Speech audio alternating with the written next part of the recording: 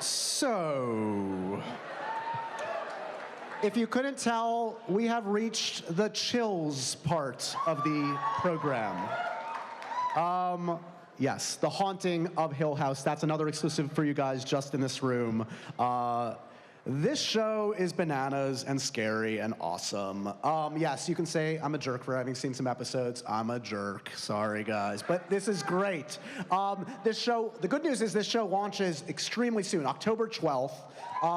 Yes, The Haunting of Hill House. Some of the reviews of this have already been out there, and you don't have to take my word for it. Honestly, just Google this show and reviews. People are calling it the best horror series ever, scariest horror series ever. And it is atmospheric, it is dramatic, it is scary, it's got a stellar cast. For those that don't know, it's based on this iconic book from Shirley Jackson that's been adapted in different ways, but never like this, never in a series form.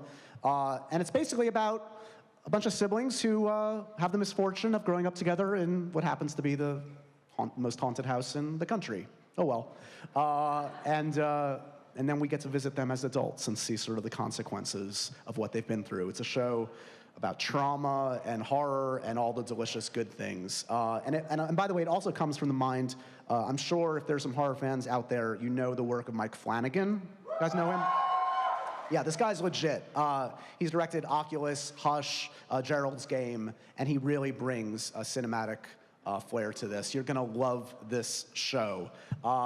Another stacked cast, a lot of chairs, a lot of microphones. I should just bring them out, right? Let's do it. Okay, give it up for the cast of The Haunting of Hill House. Victoria Pedretti, come on out. Oliver Jackson Cohen, Kate Siegel, Henry Thomas, Carla Gugino, Elizabeth Reeser, and Mikhail Hausman.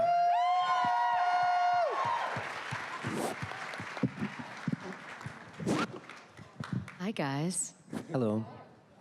Yeah, let's bring it. Let's get a little creepy, guys. Let's absorb the mood for a moment.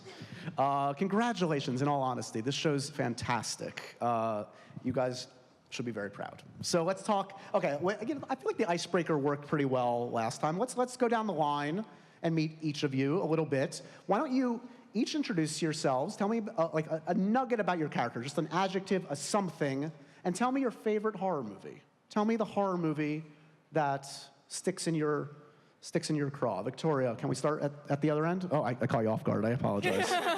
Sorry. She was sorting out her pantsuit. Yeah. My name is Victoria Pedretti. I play Nell Crane in the show, and Nell is she always does her best, and she loves her family very much. And my favorite horror movie? Yeah.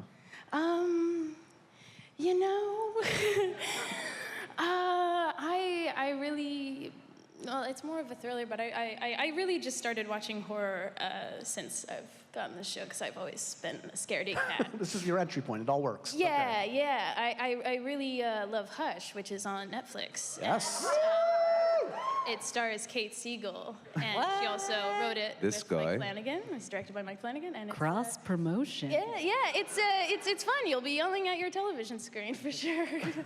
Yeah. Excellent answer. Oliver. My name's Oliver Jackson Cohen. I play Luke Crane, who is the youngest of the Crane family and has a twin. He is Nell's twin. So he's out of all of the kids, the way that our show is set up, out of all of the kids, the twins probably experience some of the most traumatic stuff inside the house. As children, as 5 or 6 year olds. So as an adult, both of them are struggling to function in life. And Luke has developed an opioid addiction that he's battling throughout the show. Comedy, yes. Guys. Fun times. It's hilarious. Hi, Kate. What do you got? Hi. I'm Kate Siegel. I play Theodora Crane, middle child, who is described as a clenched fist with hair. Works for me. And my favorite horror movie is also Hush. No. Oh, I forgot my horror movie. The Exorcist. It's Hush. I paid you. Yes. It's Hush. It's Hush. Hush. It's Hush. There's going to be a spike in watch views of Hush tonight. No, it's The Thing. Great choice. John Carpenter, the remake, not the. Oh, yeah. Okay, going there. Okay, just checking. Henry Thomas, Mr. Henry Thomas. Hello. Hi.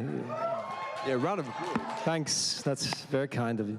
I'm Henry Thomas. That's my name, and I play Hugh Crane, who is the father of the Crane family, and who is convinced that he can buy a mansion and flip it in a summer, and go build the house of his wife's dreams somewhere else. All ends happily ever after, clearly. Favorite horror movie, Henry? Yes. You have a favorite? Oh, my favorite horror movie is probably Carrie or The Shining. Carla Gugino.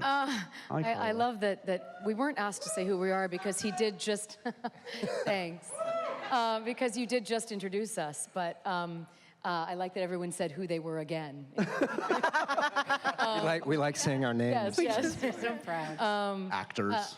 Olivia is the matriarch of this family, and she's an architect, and she and her husband go to this house, yes, to try to flip it with, maybe some warped perception on being able to flip that house.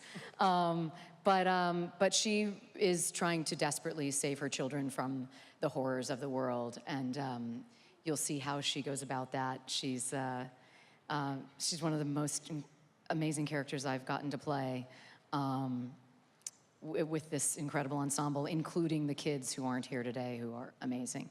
But I know there's different feelings about this because there's the Kubrick and the King, and I'm massive fans of both, but I will say The Shining for me definitely is my favorite horror movie. Because when I saw it, I'd never seen anything like it, and I will never forget it.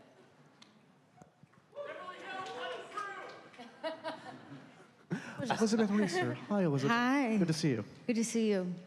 I play Shirley Crane, who is a mortician and slightly perfectionistic and tough, according to certain members of the family, but actually quite vulnerable and has been through a lot and is about to go through a lot more. My favorite horror movie is Get Out.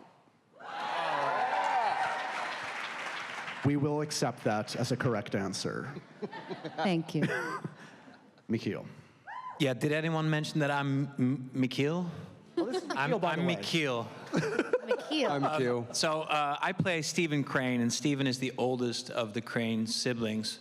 I'm a writer, or always wanted to be a writer, and then never really managed to get my career going until I wrote this little book called The Haunting of Hill House about some childhood traumas of my siblings, and they really hate my guts for it.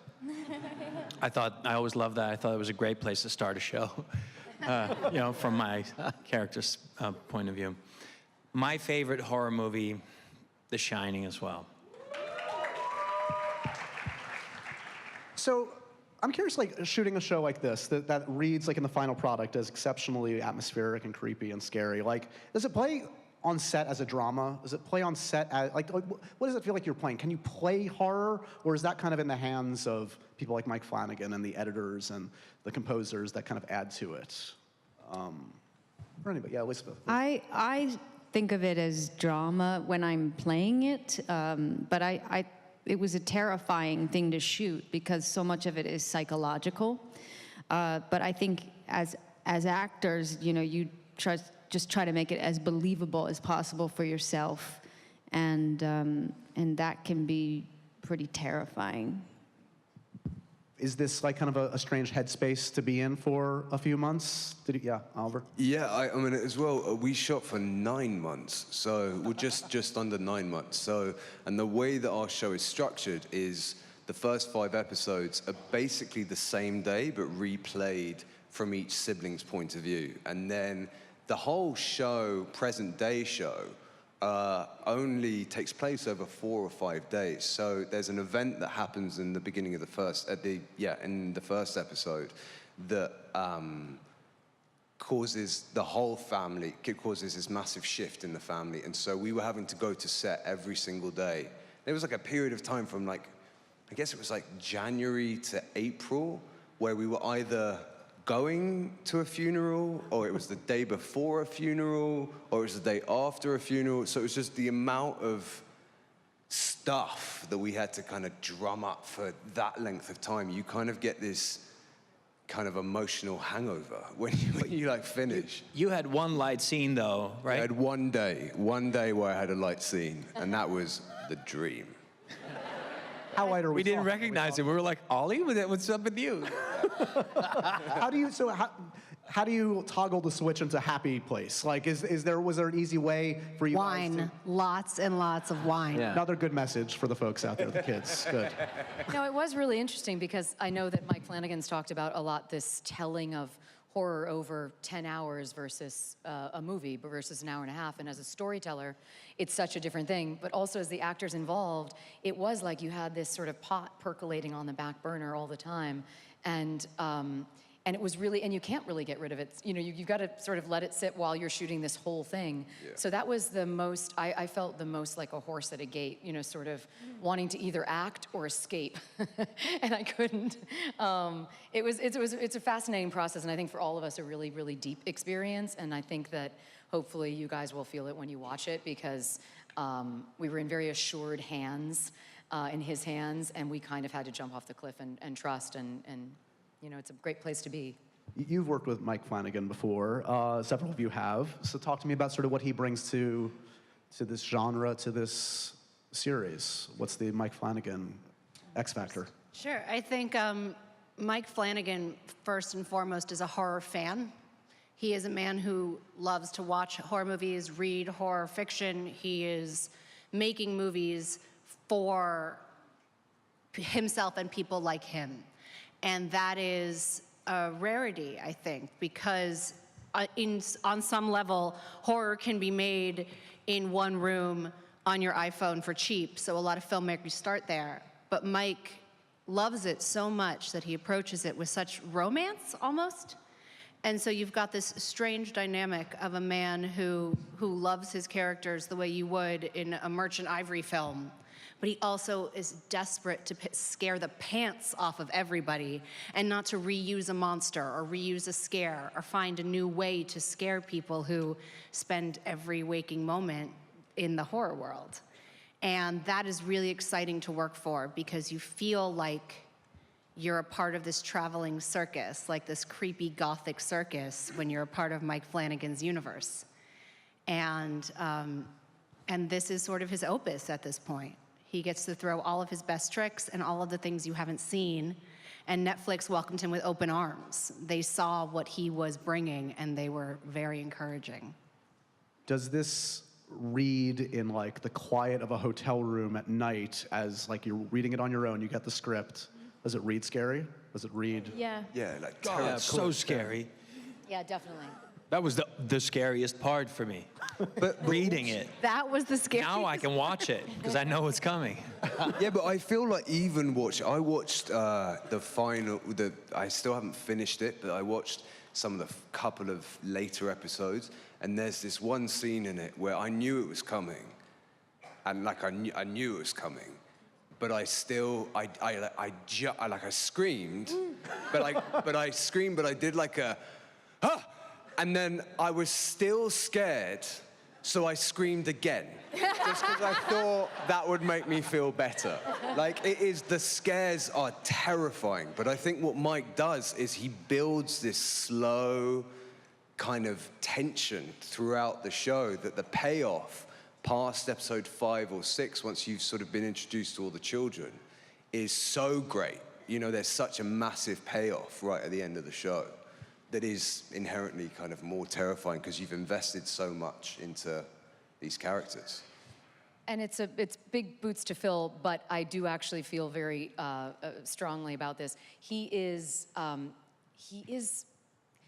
know he admires Hitchcock a lot, and he really does emulate a lot. He is a very unique filmmaker, but he has a lot of those qualities in terms of the precision and the absolute certainty of how he wants something to look and be, and he comes in insanely well prepared. And then he trusts the actors to do their thing, and he casts accordingly. And so that's sort of it's great to know that you're in hands of a filmmaker that knows the story he wants to tell. So if you have any doubts about how you can be the part of the story that needs to be told, he's there to provide that. And it's, he is an auteur. I mean, he is somebody who starts from the ground up and does everything. I mean, he directs, he edits, so you're definitely in very good hands in that regard. How many, did you guys get all 10 scripts at the outset? No. Well, we had 8 or so, and we were waiting on 9 and 10, but only a couple of weeks. That's a luxury, though. I mean, it's a luxury, yeah, because I've been on network shows where you're working week to week, and you don't know the story arc exactly, and you don't know the fine points. But he always tell you stuff too. Even if you didn't have the scripts, it was, he had it all. But it was important, I think, in this because the story plays out over 2 timelines. So you have, obviously, from the clip that you saw, this is the adult sibling cast, and there are mini-me's for everybody, except for me, because I'm the mini-me to Timothy Hutton, who plays me in the adult timeline, or the present-day timeline. But yeah, it was very important because the timelines are important, and as an actor in an ensemble, you kind of need to know where your character is in that timeline to not totally drop the ball and make a fool of yourself, so yeah. What are you guys most excited for, fans of the genre, fans of this particular material, to see? Is there one particular episode? Is there one particular scene? I think 106 is very special. It was done in 4 shots. It's done in these long, extended takes. It was rehearsed like a play. It was something we were all really proud of while we were shooting because everybody worked very hard.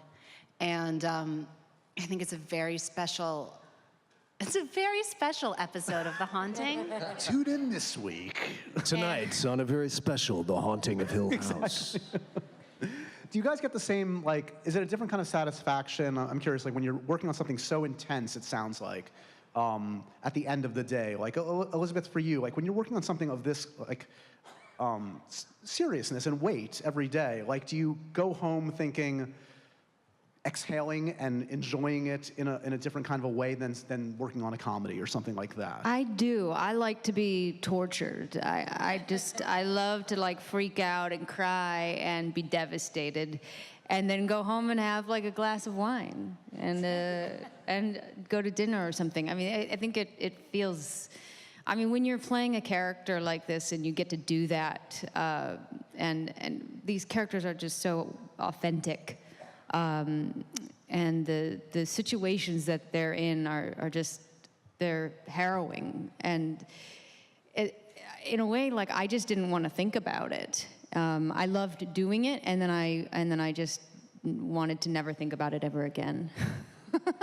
Are the rest of you going to be, are you curious? I mean, have you besides Oliver, who clearly has issues with watching it and is going to scream and cry, are you anxious to see the finished product, the final delivery? Oh, absolutely, yeah. I've seen the first 6 episodes, and I can't wait to finish watching it. Yeah, I'm really proud of it.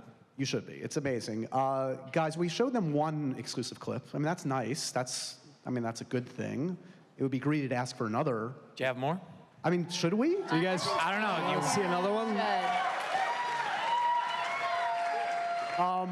A reminder, this show is coming very soon, October 12th. Thanks, guys, so much for being here. Give it up. Thank you. Thanks for having us. Thank you. And here is one more exclusive clip from The Haunting of Hill House.